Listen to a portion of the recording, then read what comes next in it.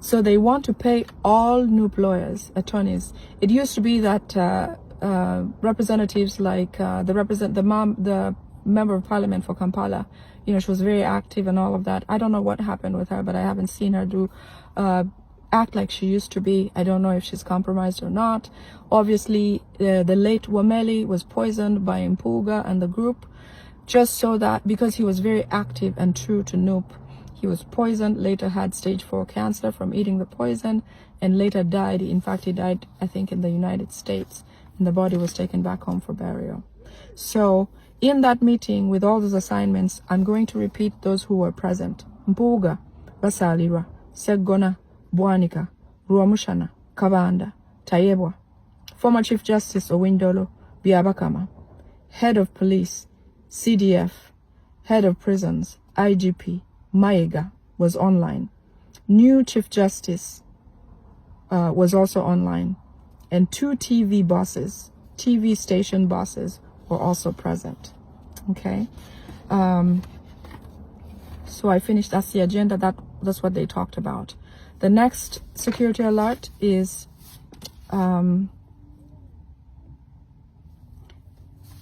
during a meeting by the Security Council, which involves the top heads of security in Uganda.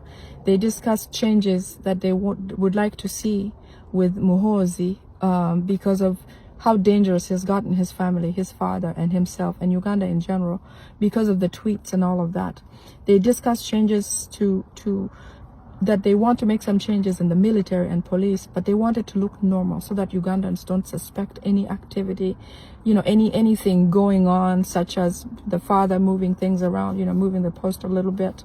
Kagame was online attending, the president of Rwanda. As always, he's the mastermind of atrocities in Uganda with Museveni, Salim Saleh, and the rest of the security team. They were all present. They suggested that Muhoozi should be sent to Russia to send him away, to say, oh, he's going to take on further studies, because remember, his father does not trust him going anywhere else in the world, because Muhoozi is like a target because of the things he does. He can get picked up if he's sent to countries like the US or Europe or anywhere like that. Others are not interested. Other people in the Security Council do not even want to discuss Muhoozi. They are done. They don't like the kid. They don't want him to lead the country. They don't want to work under him because of the actions that he, you know, the way he moves, the way he does things without consulting, disrespectfully, putting everyone in danger. They really don't want to work with him. So some of them are for Muhoozi going to Russia. Others are for complete demotion, in fact, retiring him from the military altogether. Salim Saleh, however, his uncle, the brother of Yoweri Museveni, would like for Muhoozi to stay because he does not trust any other human being to become CDF in Uganda, because they know they've harmed Ugandans a lot. They know that Ugandans are tired. In fact, they don't trust the military in Uganda because they know that they could turn against them at any time and it's over.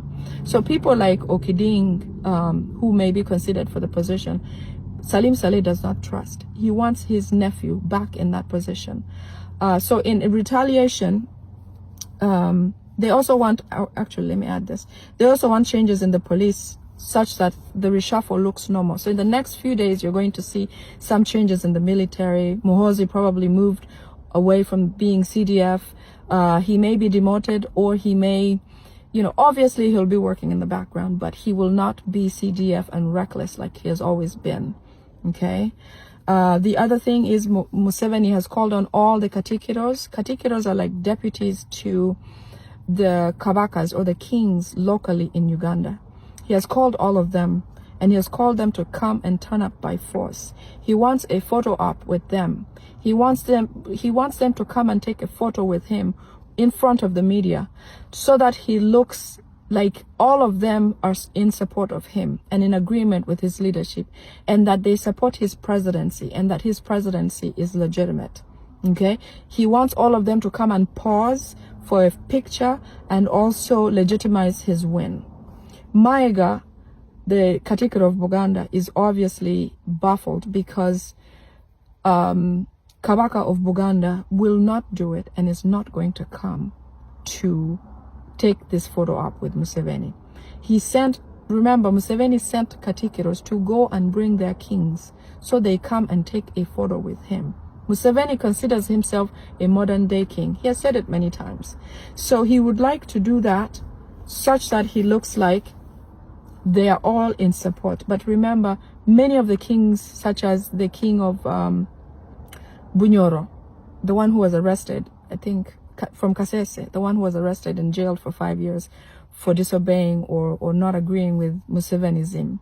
You know, the people like that, Kabaka of Buganda has seen to, honestly, even if he speaks sometimes in symbolism, he has shown his position. He's not working with Museveni, does not support, does not want him, but he can't publicly come out and say anything because he's usually like under arrest, basically.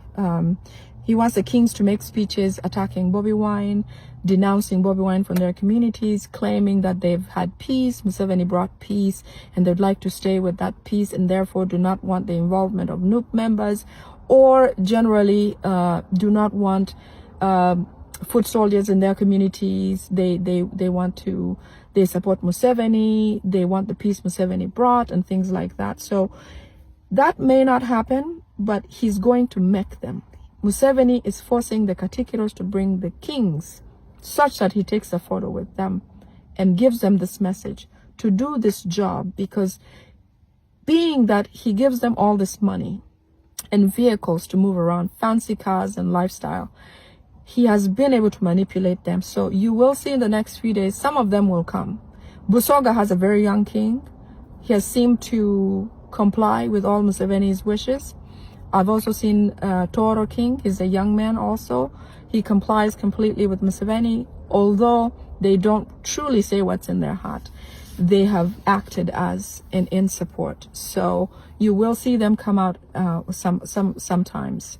He has also called on religious leaders to preach the same doctrine. I know that I saw a video today of Balaam in church. I think there may have been more than just that. Balaam has come out and apologized for what the military did during the elections while the internet was off. But you have to remember, these are all staged acts to hoodwink the Western world to seem like they have changed. But I kid you not, if Ugandans decided to go back to the street today, they would be killed far worse than what these people did, than how many were killed during the election period. So all these are acts to make the Western world say, oh, Museveni has changed, let's talk to Bobi Wine so he can go back home and take up a position so that they can run the government together, so they can have peace. This looks like a democracy. Democracy is coming back, but truly it's not coming back. Museveni is not in Uganda to give Ugandans peace.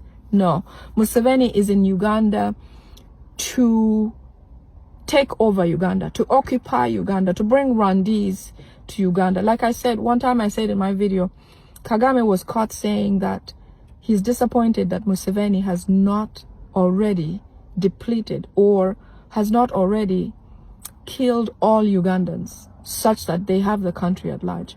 Their hopes is to have Uganda become like a district or a part of Rwanda, or a part of like an occupation of Rwanda, because what they'd like to see is every Ugandan working for Rwandese instead of for themselves.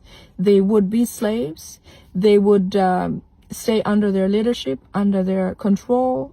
You know, all businesses would be owned by Rwandese, while Ugandans would be employees cheaply and with very difficult working conditions. Already, most Ugandans cannot afford food for the day, or whatever the case might be. So that is their intentions. That's what they want.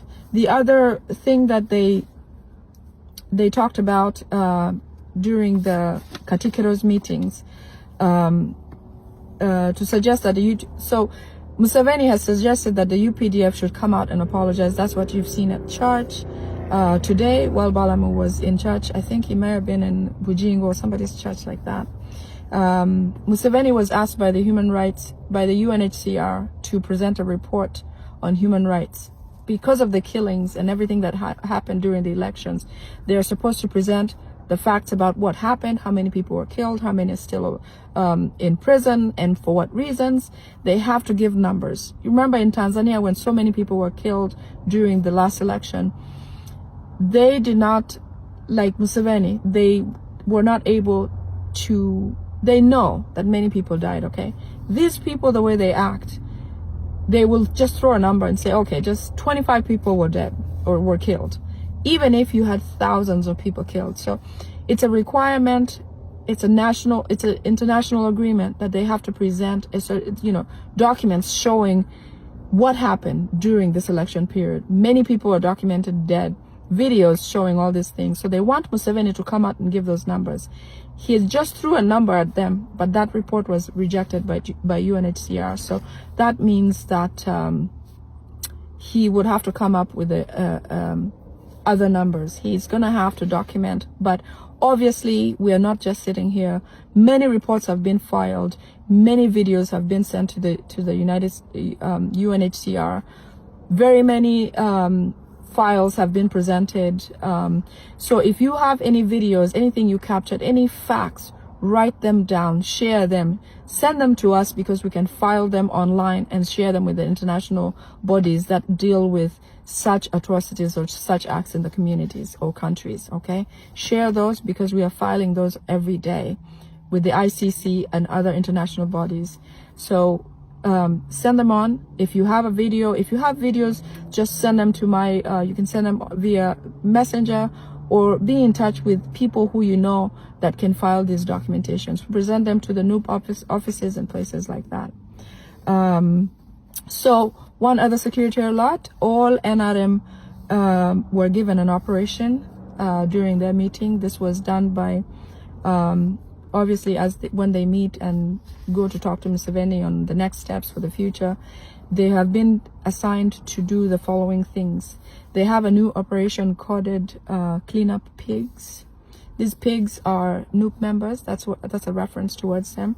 In this agenda of Museveni, he says they should profile all NUP candidates and families and strong supporters, foot soldiers and constituents.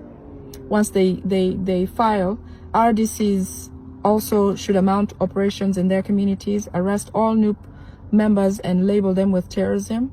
While the ghetto structure, the ghetto structure is an NRM group in the communities. So when these RDCs and all of them profile these NUP foot soldiers and people in the community, those names are passed on to the ghetto structures. These are the people who go into people's homes at night and kill NUP members, or hurt them, or cause some kind of injury to them so that they're decapitated or unable to exist. They work for Museveni. In fact, they work under somebody called Damulira, and there's another gentleman from the police force who is a leader to them. Those who don't want change will be implicated in land disputes, which I mentioned that earlier, so that they will lose their land titles, and then they'll be forced off their land. And so obviously you hear about things where the land has been taken or people have been sent off their land, pushed into camps. This is how these things begin, okay? He has also called Interreligious Council. This is another security alert. Interreligious Council sat in a meeting recently via Zoom, and they were asked that this Sunday and onward, they're going to preach Museveni, change, peace. In fact, they've also suggested to offer fake apologies, like you saw Balaam do today. They will preach and give apologies to communities and say, oh, somebody saw Kazimba Mugalu. In fact, I saw a note today, Kazimba Mugalu saying, let's accept and be peaceful. Let's accept the election results as they are. Please don't go to the streets. Be peaceful. Museveni has brought peace. Let's continue staying in peace. He's also going to pretend to blame the security forces, like Balaam did today. He actually said, we apologize because the security forces did this, that, and the other. Just forgive them and move on. But obviously, those are things that they're saying so that the Western world believes that they are changed. I appreciate Governor or Representative Rick Jimrish, because he knew and he could read through Muhoozi and rejected his apology. So all of his apologies are landing on deaf ears. Museveni knows what's chasing him. but he doesn't know where it's going to come from, but it's coming. It is coming. He's very upset, obviously, about Muhoozi, okay? He has told his family that Muhoozi will never be a leader of Uganda. He knows it. Everybody who has consulted with, including witch doctors, guess what? This guy, this family deals in witchcraft day in, day out. I forgot something about something that the reason why there's still military at Bobby Wine's home. I understand Muhoozi, once they get Bobby Wine should have, he's going to have his blood drawn, and Muhoozi will drink the blood, thinking that that's going to make him as powerful as Bobby Wine. Have you heard stupid before? That's stupid, okay? But anyway, so in retaliation for his father saying he will never lead Uganda, he went on Twitter and started saying these things about the US being involved and all this and that, giving his father more and more pressure to take him off being CDF. Okay. The other thing that they're going to do, Museveni is going to dress his family all in the same color one of these days. They're going to come out wearing a similar color. I don't know if it's going to be yellow or whatever. Some witch doctor has told him that that's going to help him turn Ugandans' hearts towards supporting him. These guys believe in witchcraft, I'm telling you. They perform witchcraft activity all day, every day, whenever they can. Every witch doctor has told Museveni that his son will never be the leader of Uganda. Every witch doctor has told Museveni that their time is up in Uganda. Their time is up. They should just pack and leave if they want to stay alive. But obviously, he cannot relinquish power because Museveni knows that as soon as he's off the seat, he's going to get captured like Bashir and taken to the ICC for crimes against humanity. He has told his family that if they don't keep grasp of power, he's going to kill himself and let everybody else get arrested. But he's not giving up power. And that's why Museveni will do anything to try to stay on power. But times have changed, man. This is your final run. I'm not talking this 5 years. This is it. It's coming. Anytime it's coming. Okay? He keeps saying he has no peace. He sees all these generals, all these people that he has killed are visiting him in his dreams. I don't know if it's dementia or what. You know, that's something that I'm in the medical field, so it's possible that that might be. But apparently, if some of you have noticed him saluting just out of the blue, it's because he's seeing things. He's seeing all those guys who have been, you know, he has done two things, the Kaidas and all of them, in his visions and things like that. So those are my security alerts for today. I will be bringing some tomorrow. Some of these may have happened already. When I bring security alerts like this, it doesn't mean that they will happen right away, because sometimes when information comes out or gets out, they change, they rearrange, they regroup, they change strategy. But so far, these are things you're going to see in the next week or the next couple of days. In fact, one of them already happened today because I couldn't do it yesterday. Okay? So I love you all. I love my country. I hope you guys have a great today. It's almost morning in Uganda. It is evening here. Have a great day and stay faithful. Believe in change. It is coming. Do not lose hope. Do not lose faith. Keep working. Thank you, Noop members. Thank you, foot soldiers. Thank you, Noop supporters all over Uganda, all over the world. Let's keep standing together. Let's support each other. We are all working for the same thing, so let's not fight each other. Let's stay on course and keep moving forward, okay? Change is coming. Change is coming. Take care. Have a great rest of your day. Love you. Bye.